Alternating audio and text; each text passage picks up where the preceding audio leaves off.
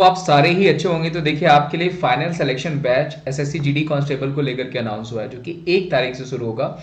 मेरा भी इसमें क्लास है, आप देख सकते हैं विमलेश यादव, बाकी अदर जो एजुकेटर हैं उनकी भी क्लासेस हैं। लेकिन 1 तारीख से स्टार्ट हो जाएगा आपका, 20 जनवरी तक ये बैच कोर्स चलना है। बहुत ही अच्छे अच्छे जो है कि इसमें क्वेश्चंस लिए जाएंगे, एकदम रिजल्ट ओरिएंटेड कोर्स होगा। सारे एजुकेटर्स आपको इंग्लिश भी पढ़ाएंगे, मैथ्स के भी, रीजनिंग के प्लस जी के और जीए मैं पढ़ाऊंगा। तो मैं आपसे यही कहूंगा कि अगर आप प्रिपरेशन कर रहे हैं तो आप जल्दी से इस पूरे कोर्स में एनरोल कर लीजिए। अगर आपको प्लस सब्सक्रिप्शन लेना है तो आपको विमलेश@14 कोड देना, टाइप करना होगा, जिससे आपको 10% का ऑफ हो जाएगा। और मैं आपको बताऊं, सिर्फ 799 रुपीज़ का ये जो है बैच इस बार लॉन्च किया गया है, जिसमें आपको ई बुक्स भी दिए जाएंगे, 120 घंटे का जो है इंटेंसिव कोर्सेज क्लासेस होंगे, क्विक कवरेज ऑफ सिलेबस होगा, प्लस मैं आपको उसके अलावा रिवीजन क्लासेस भी कराऊंगा। तो मैं आपको यही कहूंगा कि इस एसएससी जीडी बैच में आप इनरोल कर लें, जल्दी से इसका सब्सक्रिप्शन ले लें, मात्र 799 रुपीज़ का है। तो मैं यही कहूंगा जल्दी से इसका सब्सक्रिप्शन लेकर के इस बैच कोर्स का फायदा उठाएं। चलिए। नमस्कार, स्वागत है आप सभी का शिक्षा सिटी के यूट्यूब चैनल में। दोस्तों, जैसा कि आप सभी को पता है, हम 1000 महत्वपूर्ण प्रश्नों की सीरीज चला रहे हैं भारतीय राज्य व्यवस्था की। इस सीरीज में आज हम पार्ट 3 को कवर करेंगे। भारतीय राज्य व्यवस्था का जो हमारा 1000 महत्वपूर्ण प्रश्नों की सीरीज है, उसके पार्ट 3 को आज हम कवर करेंगे, तथा पार्ट 3 में आज हम जो है लोकसभा से संबंधित सभी महत्वपूर्ण प्रश्नों को हम कवर करेंगे। इससे पहले हमने पार्ट 1 और 2 को अपलोड कर दिया है। पार्ट 1 में हमने मौलिक अधिकारों से संबंधित सभी इंपॉर्टेंट प्रश्नों को कवर कर लिया था हमने, और पार्ट 2 में हमने जो है राष्ट्रपति से संबंधित जितने भी इंपॉर्टेंट प्रश्न बन सकते थे उनको हमने कवर कर लिया। तो अगर आपने हमारे पिछले 2 पार्ट नहीं देखे हैं तो उन्हें आप देख लीजिएगा, वे दोनों पार्ट काफ़ी इंपॉर्टेंट है आपके एग्जाम के लिए। आज के पार्ट 3 में हम कवर करेंगे लोकसभा से संबंधित सभी इंपॉर्टेंट प्रश्नों को। तो चलिए वीडियो को स्टार्ट करते हैं और देख लेते हैं कि लोकसभा से संबंधित कौन कौन से इंपॉर्टेंट प्रश्न हैं जिनको इस वीडियो में सम्मिलित किया गया है। तो चलिए वीडियो को शुरू करते हैं। पहला प्रश्न हमारा है, निम्न में से कौन भारत की संसद का अंग नहीं है? तो पहला प्रश्न हमारा काफ़ी इंपॉर्टेंट है। तो जैसा कि आप सभी को पता है, हमारी जो पार्लियामेंट है, हमारी जो संसद है, वह 3 पार्ट में बटी हुई है, मतलब 3 लोगों से मिलके बनती है। पहला राष्ट्रपति होगा, राष्ट्रपति प्लस लोकसभा प्लस राज्यसभा, इन तीनों को मिला के जो है हमारी संसद बनती है। तो इस प्रकार से संसद का कौन अंग नहीं माना जाएगा इसमें से? तो लोकसभा अध्यक्ष जो है यह संसद के अंग नहीं माने जाते हैं। बाकी तीनों, राष्ट्रपति, राज्यसभा और लोकसभा, संसद के अभिन्न अंग माने जाते हैं, क्योंकि हमारी जो संसद है इन तीनों से मिलके बनती है, राष्ट्रपति प्लस राज्यसभा प्लस लोकसभा। तो इसे आप याद रखिएगा, ये कई बार एग्जाम में पूछा गया प्रश्न है।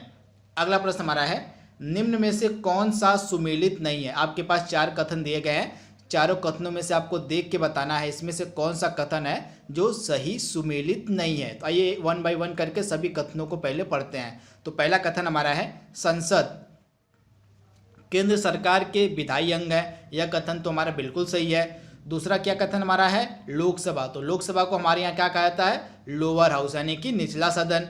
उसके बाद राज्यसभा को उच्च सदन यानी कि अपर हाउस कहा जाता है, भी बिल्कुल सही है। तो चौथा कथन क्या कह रहा है, हाउस ऑफ कॉमन्स यानी ऊपरी सदन। तो यह कथन बिल्कुल गलत है, क्योंकि हाउस ऑफ कॉमन्स को हम कहते हैं निचला सदन। क्या कहा जाता है? इसको निचला सदन कहा जाता है, हाउस ऑफ कॉमन्स को। तो इसे भी आप याद रखिएगा, ब्रिटेन का जो हाउस ऑफ कॉमन्स है उसको हम निचला सदन कहते हैं। तो इसे भी आप याद रखिएगा, ब्रिटेन का जो हाउस ऑफ कॉमन्स है, संसद का निचला सदन को हाउस ऑफ कॉमन्स के नाम से जानते हैं ब्रिटेन के। तो इसे आप याद रखिएगा। इस प्रकार से जो ऑप्शन डी हमारा है वह सही सुमेलित नहीं है।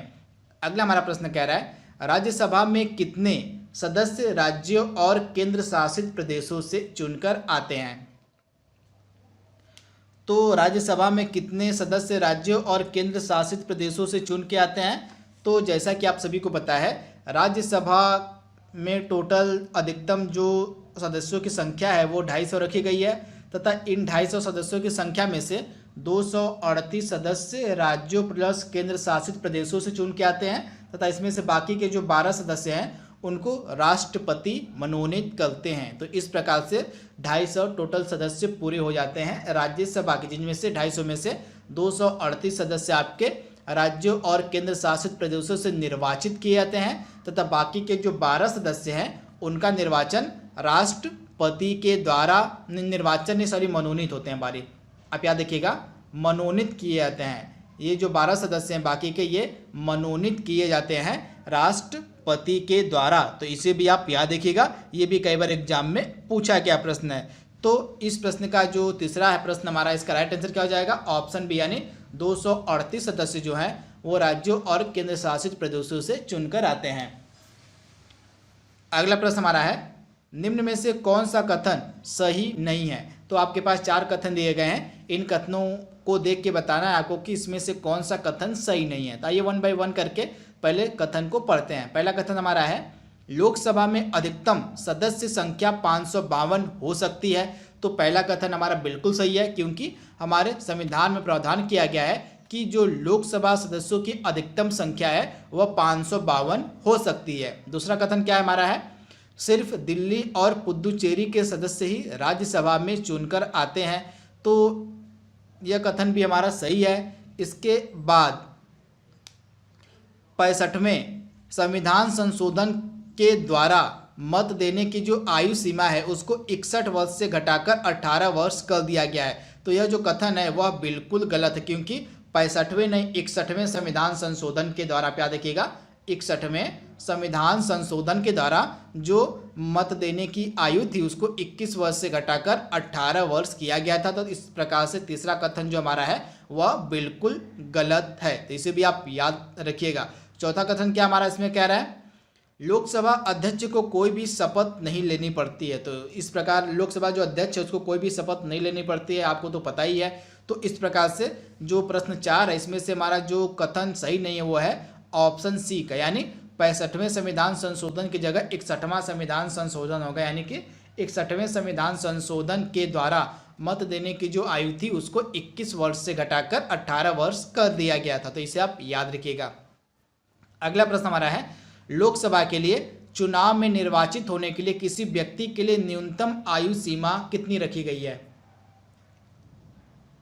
तो लोकसभा में निर्वाचित होने के लिए किसी व्यक्ति के लिए जो न्यूनतम आयु सीमा है वह रखी गई है 25 वर्ष, यानी ऑप्शन जो इसका सी है हमारा बिल्कुल सही है। मतलब लोकसभा चुनाव अगर आपको लड़ना है तो आपकी जो न्यूनतम उम्र है वह 25 वर्ष होनी चाहिए। तो इसका राइट आंसर क्या हो जाएगा? ऑप्शन सी, यानी कि 25 वर्ष। अगला प्रश्न हमारा कह रहा है, लोकसभा में राज्यवार सीटों का आवंटन सन 1971 की जनगणना के आधार पर किया गया है। तो आपको बताना है कि यह जो निर्धारण है लोकसभा सीटों का यह किस वर्ष तक यथावत बना रहेगा।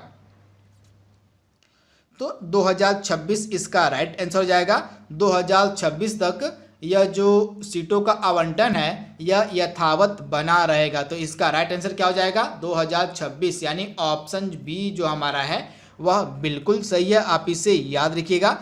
जो लोकसभा में राज्यवार सीटों का आवंटन है उसको 1971 की जनगणना के आधार पर 2026 तक यथावत किया गया, यानी 2026 तक यह जो लोकसभा की सीटें हैं यथावत बनी रहेंगी, उनमें किसी भी प्रकार का कोई परिवर्तन नहीं किया जाएगा। तो ऑप्शन बी इसका बिल्कुल सही है।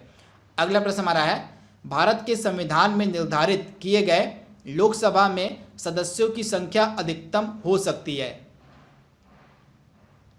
तो लोकसभा सदस्यों की जो संख्या है वह अधिकतम कितनी हो सकती है? तो 552, यानी ऑप्शन जो बी है इसका ऑप्शन जो सी है इसका बिल्कुल सही है। लोकसभा सीटों मतलब लोकसभा सदस्यों की जो अधिकतम संख्या है, मैक्सिमम मेंबर्स हो सकते हैं लोकसभा में कितने? तो 552 मैक्सिमम मेंबर हो सकते हैं लोकसभा में। तो इसे आप याद रखिएगा। अगला प्रश्न हमारा कह रहा है, संविधान के किस संशोधन ने लोकसभा के सदस्यों की संख्या 525 से बढ़ाकर 545 कर दी थी? तो 31वां संविधान संशोधन किया गया था 1971 में। तो इसे आप याद रखिएगा। हमारे संविधान में 31वां संविधान संशोधन किया गया था 1973 में, तथा इसी 31वें संविधान संशोधन के माध्यम से लोकसभा सदस्यों की जो संख्या है उसको 525 से बढ़ाकर 545 कर दिया गया था। तो इसका जो राइट आंसर है आपका हो जाएगा कितना? तो ऑप्शन ए, यानी कि 31। तो इसे आप याद रखिएगा। यह ऑप्शन ए जो हमारा है बिल्कुल सही है, 31वां संविधान संशोधन 1973 के द्वारा। तो इसे आप याद रखिएगा। अगला प्रश्न हमारा है, भारत के संविधान में अनुच्छेद 82 के अनुसार लोकसभा की सीटों का राज्यों के मध्य आवंटन किस जनगणना के आधार पर किया गया है?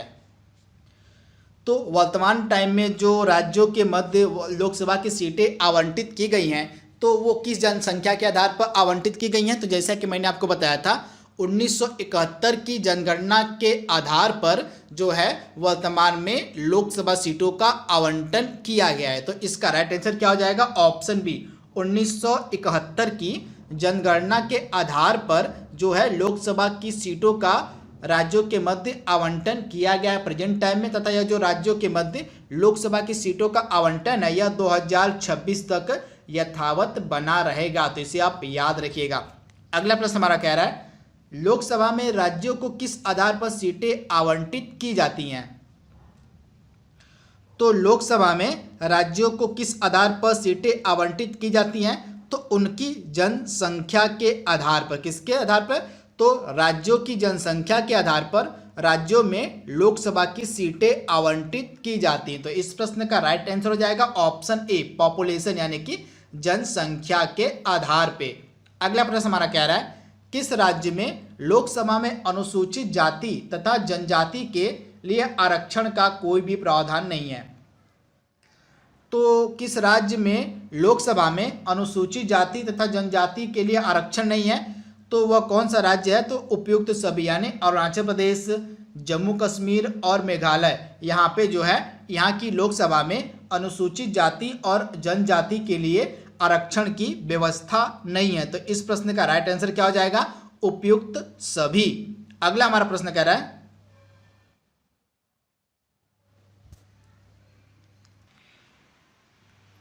11वें प्रश्न में थोड़ा सा आप क्लियर कर लीजिएगा एक चीज़। यहाँ पे मैंने जो आपको बताया था मेघालय की लोकसभा में अनुसूचित जाति और जनजाति के लिए आरक्षण की व्यवस्था नहीं है, परंतु यहाँ पे एक परिवर्तन कर दिया गया है। 2008 का जब परिसीमन किया गया था, तो उस परिसीमन के आधार पर मेघालय में जो 2 लोकसभा सीटें हैं उसमें अनुसूचित जनजाति के लिए आरक्षण कर, मतलब 2 लोकसभा सीटें अनुसूचित जनजाति के लिए आरक्षित कर दी गई हैं। जैसे आप याद रखिएगा, 2008 के परिसीमन के आधार पर मेघालय में 2 लोकसभा सीटें अनुसूचित जनजाति के लिए आरक्षित कर दी गई हैं। तो इसे आप याद कर लीजिएगा, इसे आप क्लियर कर लीजिएगा। परंतु प्रेजेंट टाइम में अरुणाचल प्रदेश और जम्मू कश्मीर में अनुसूचित जाति और जनजाति के लिए मतलब लोकसभा में कोई भी सीटें आरक्षित नहीं है। तो इसे आप याद रखिएगा। अगला हमारा प्रश्न कह रहा है, लोकसभा में अनुसूचित जनजातियों के निम्न में से किस राज्य में सर्वाधिक आरक्षित सीटें हैं? तो इस प्रश्न का जो राइट आंसर हमारा क्या हो जाएगा? मध्य प्रदेश, यानी कि लोकसभा में प्रेजेंट टाइम में अनुसूचित जनजातियों के लिए सबसे अधिक सीटों का जो आरक्षण है वह मध्य प्रदेश की लोकसभा में, यानी ऑप्शन जो सी है इसका बिल्कुल सही है। मध्य प्रदेश की लोकसभा में अनुसूचित जातियों के लिए जो है सर्वाधिक सीटें आरक्षित की गई हैं। तो इस प्रश्न का राइट आंसर क्या हो जाएगा? ऑप्शन सी, यानी मध्य प्रदेश की लोकसभा में अनुसूचित जनजातियों के लिए जो है सबसे अधिक सीटें आरक्षित की गई हैं वहाँ की लोकसभा में। तो इसे आप याद रखिएगा। अगला प्रश्न हमारा कह रहा है, लोकसभा में आंग्ल भारतीय समुदाय से सदस्य मनोनीत करने की शक्ति किसके पास है? तो लोकसभा में जो आंग्ल भारतीय समुदाय के सदस्य मनोनीत किए जाते हैं, तो जो आंग्ल भारतीय समुदाय के सदस्य लोकसभा में मनोनीत किए जाते हैं, तो वो किसके द्वारा, मतलब कौन मनोनीत करता है, यह आपको बताना है।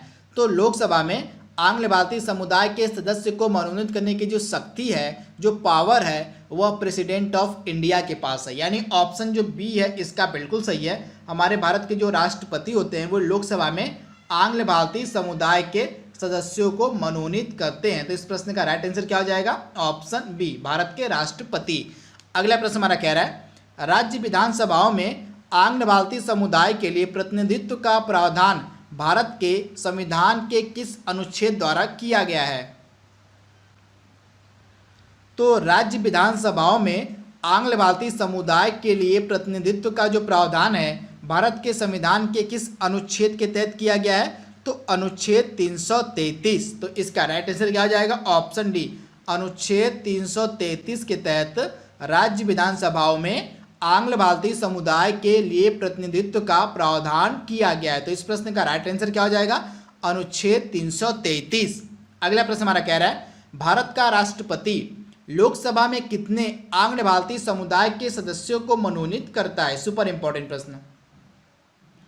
तो हमारे प्रेसिडेंट ऑफ इंडिया जो होते हैं वे लोकसभा में कुल कितने आंग्ल भारतीय समुदाय के सदस्यों को मनोनीत करते हैं? तो 2। तो इसका राइट आंसर क्या हो जाएगा? ऑप्शन डी, यानी आंग्ल भारतीय समुदाय के 2 सदस्यों को मनोनीत किया जाता है भारत के राष्ट्रपति के द्वारा। कहाँ पे? तो लोकसभा में। तो इसका राइट आंसर क्या हो जाएगा? ऑप्शन डी, यानी कि 2 सदस्यों को। अगला प्रश्न हमारा कह रहा है, लोकसभा को कार्यकाल पूरा होने से पहले भंग किया जा सकता है। तो इस प्रश्न का राइट आंसर हो सकता है किसके द्वारा? तो पहला ऑप्शन हमारा राष्ट्रपति द्वारा स्वविवेक से, या प्रधानमंत्री द्वारा स्वविवेक से, या लोकसभा अध्यक्ष द्वारा स्वविवेक से, या प्रधानमंत्री की सिफारिश पर राष्ट्रपति के द्वारा।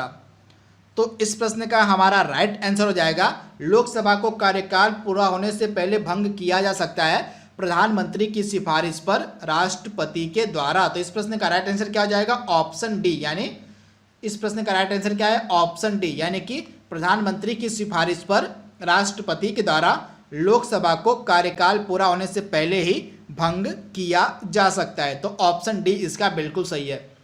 अगला प्रश्न हमारा कह रहा है, लोकसभा में कम से कम कितने सत्र बुलाए जाते हैं?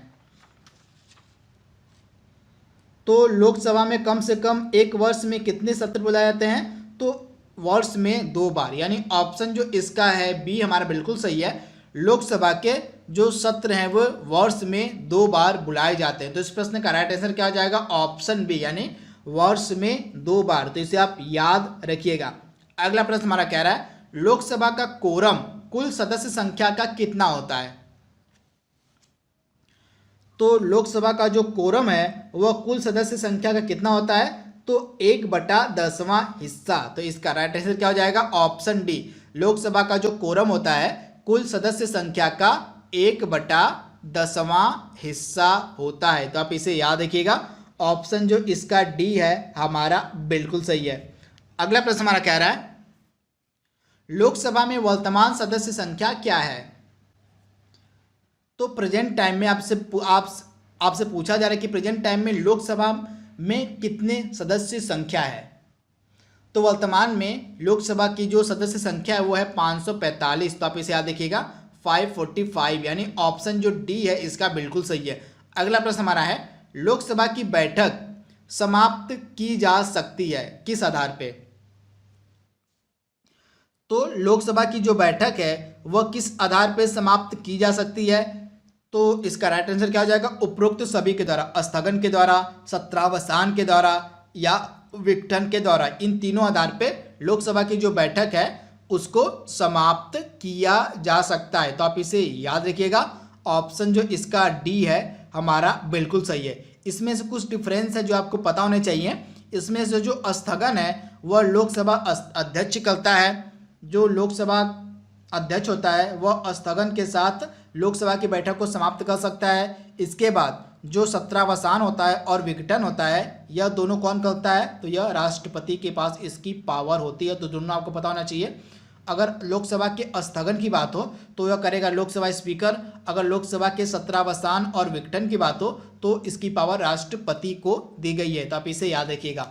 अगला प्रश्न हमारा कह रहा है, निम्नलिखित में से कौन लोकसभा के सत्र का अवसान करने की शक्ति,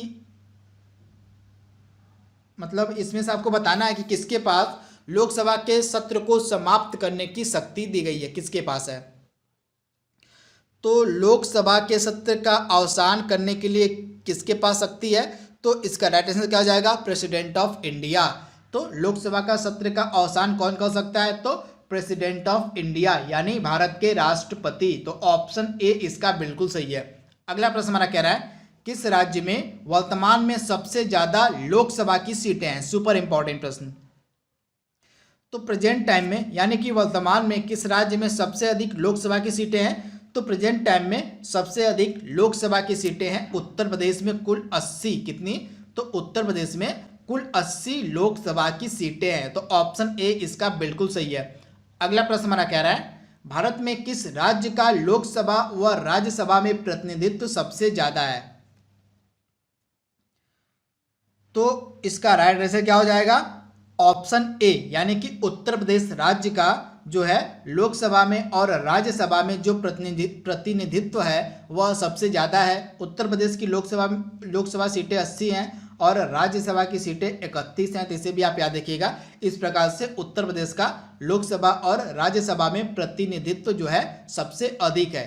लोकसभा की सीटें उत्तर प्रदेश में 80 हैं और राज्यसभा की 31 हैं। अगला प्रश्न हमारा कह रहा है निम्न में से किस राज्य से लोकसभा के 2 सदस्य निर्वाचित किए जाते हैं?